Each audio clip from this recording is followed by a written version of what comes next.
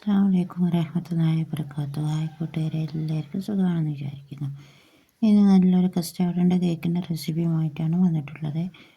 കപ്പില്ലെങ്കിലും കുഴപ്പമൊന്നുമില്ല. നമുക്ക് വീട്ടിലുള്ള ഏത് കപ്പാണുള്ളത് അത് വെച്ച് കണ്ടിട്ട് അതിൽ ഒഴിച്ച് കണ്ടിട്ട് നമുക്ക് ബേക്ക് ചെയ്ത് കണ്ടിട്ട് എടുക്കാം കേട്ടോ. നല്ല ടേസ്റ്റ് ഉണ്ട് ഈ കസ്റ്റാർഡിൻ്റെ കേക്ക് കഴിക്കാനായിട്ട്. അപ്പോൾ എപ്പോഴും വട്ടത്തിലുള്ള നീളത്തിലുള്ളൊക്കെ ഉണ്ടാക്കുക. അതും വട്ടത്തിലുള്ള തന്നെയാണ്, പക്ഷേ അതെല്ലാം ക്രീം ഇതാക്കിയിട്ട് ഇത് ക്രീമില്ലാതെ കഴിക്കാനും നല്ല ടേസ്റ്റാണ് കേട്ടോ. അപ്പോൾ ഉണ്ടാക്കി നോക്കേണ്ടി.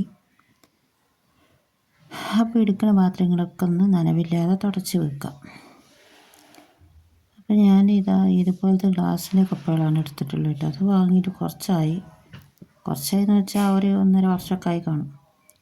അപ്പോൾ ഓർമ്മയുള്ള സമയത്തൊക്കെ എല്ലാം എടുക്കാൻ പറ്റുള്ളൂ. അപ്പോൾ ഞാനിപ്പോൾ ഇത് 240ൻ്റെ കപ്പാണ്.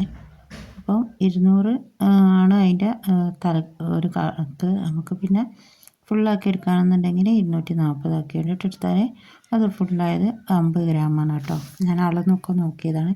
അപ്പോൾ ഇത് 240ൻ്റെ കപ്പാണ് കേട്ടോ. അപ്പം ഞാൻ അതിനെ പഠിച്ച് കണ്ടിട്ട് എടുക്കുന്നുണ്ട്. അപ്പോൾ ഇതുപോലെ പഠിച്ചെടുത്താൽ നമുക്ക് ക്ലിയറായിട്ട് കിട്ടും. അപ്പോൾ ഇതുപോലെ ആക്കിയാണ്ട് ഇതൊക്കെ അരച്ച് കാണിട്ട് കേക്ക് ഫ്ലേവർ ആക്കിയാണ്ടിട്ട് വെച്ചതാണ് കേട്ടോ. ബേക്കിംഗ് പൗഡർ, ബേക്കിംഗ് സോഡ, പിന്നെ കോൺഫ്ലവറിൻ്റെ പൊടി, അതൊക്കെ ഇതിൽ മിക്സാണ്. പിന്നെ ഇതാണ് കസ്റ്റാർഡിൻ്റെ പൊടി. അപ്പോൾ അത് ഒരു 1/4 ടീസ്പൂൺ ഇട്ടാൽ മതി കേട്ടോ. നല്ല ടേസ്റ്റാണ് അത് ഇട്ടാൽ, ഒരു പ്രത്യേക ടേസ്റ്റാണ് കേട്ടോ.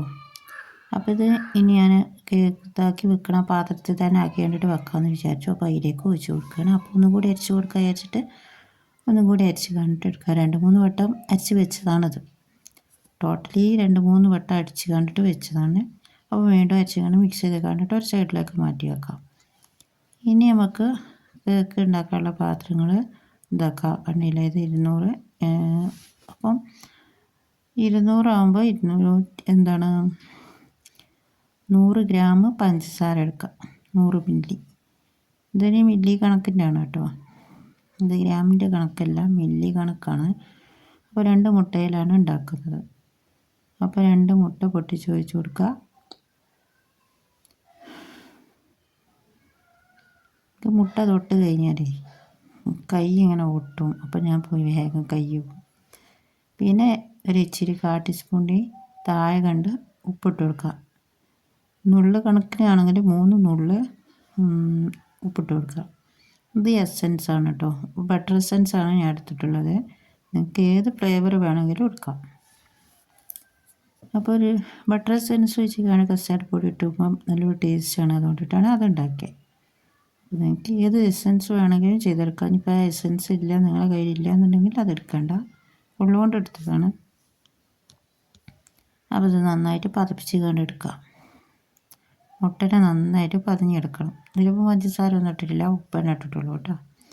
ഇത് ഫുള്ള് സ്പീഡിലാക്കിയാണ് ഇട്ട് കൊടുക്കാം. പിന്നെ ലേശിച്ച് കുറേശ്ശെ കഴിഞ്ഞിട്ട് പഞ്ചസാര നന്നായിട്ട് ബീറ്റ് ചെയ്ത് കണ്ടെടുക്കാം.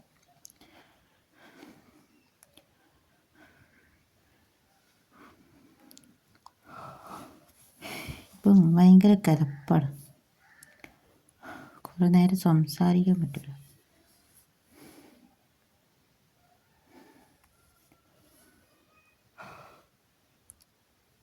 മുട്ട ബീറ്റ് ചെയ്യുന്ന സമയത്ത് അതിൻ്റെ കുമിളകളുണ്ടല്ലോ, അത് പോകുന്നത് വരെ നന്നായിട്ട് ബീറ്റ് ചെയ്ത് കണ്ടെടുക്കാം.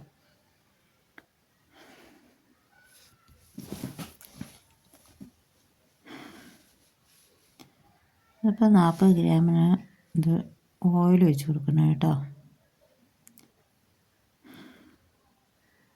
40 ഗ്രാമിൻ്റെ 3 കപ്പാണ് ഞാൻ ഒഴിച്ച് കൊടുത്തത് കേട്ടോ.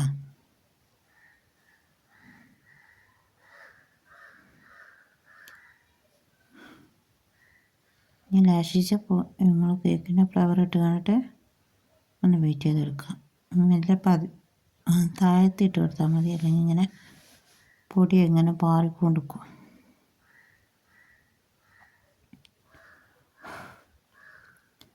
മുഴുവനായിട്ട് പൊട്ട് കൊടുത്തിട്ടുണ്ട്. നിങ്ങളുടെ കയ്യിൽ പാലുണ്ടെന്നുണ്ടെങ്കിൽ ഓയിൽ കമ്മിയാക്കി കൊടുക്കുക.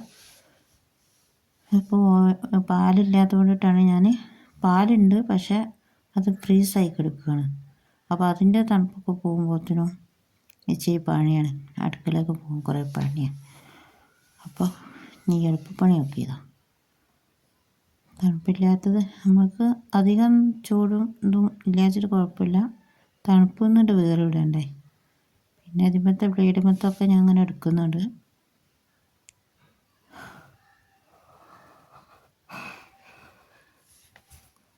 വെറുതെ കളയട്ടല്ലോ.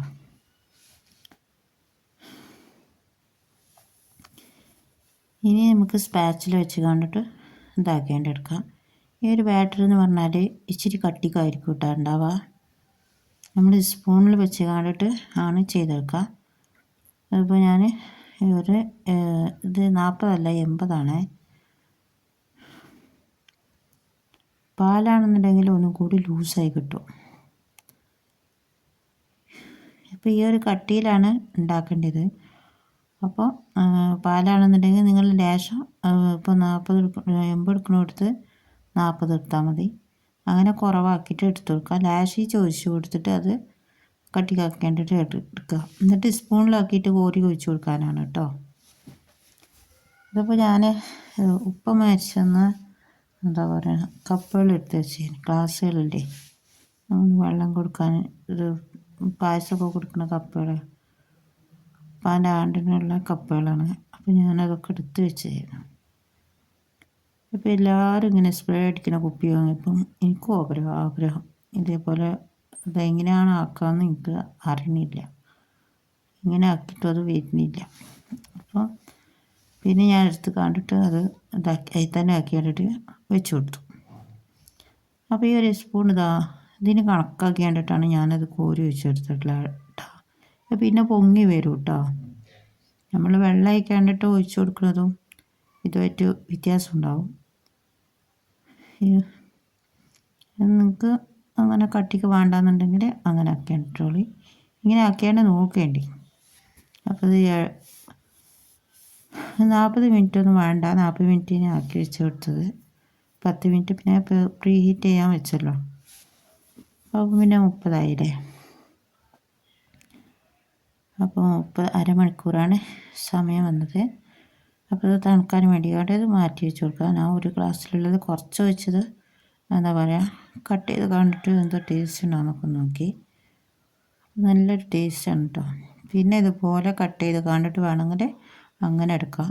അപ്പോൾ ഇങ്ങനെ കട്ട് ചെയ്ത് വന്നപ്പം വലിയൊരു സുഖം തോന്നിയില്ല. അപ്പോൾ ഞാൻ എന്താ ചെയ്തത് വെച്ചാൽ ഇത് സൈഡിലൊക്കെ നല്ല മുരിഞ്ഞിക്കണം കേട്ടോ. നല്ല രസമുണ്ട് കഴിക്കാനായിട്ട്, ഒരു വെറൈറ്റി ടേസ്റ്റ് ഉണ്ട് ഇതുപോലെ കഴിക്കുമ്പോൾ. അപ്പോൾ ഉണ്ടാക്കി നോക്കേണ്ടേ, അടിയൊക്കെ നല്ല മുരിഞ്ഞിട്ടുണ്ട്. അപ്പോൾ ഞാൻ അതുപോലെ പൂ പോലെ ആക്കി വെച്ചു. എങ്ങനെ ആക്കിയാലും കുഴപ്പമൊന്നുമില്ല, പുറത്ത് കളയാനുള്ളതല്ലേ. അപ്പോൾ എല്ലാവരും ഇഷ്ടമായിക്കണമെങ്കിൽ ലൈക്ക് ചെയ്യുക. എൻ്റെ ചാനൽ ആദ്യമായി കാണുന്നവരാണെങ്കിൽ സബ്സ്ക്രൈബ് ചെയ്യുക. ഇൻസ്റ്റഗ്രാമിലും ഫേസ്ബുക്കിലും കാണുന്നവരാണെങ്കിൽ ഫോളോ ആക്കുക.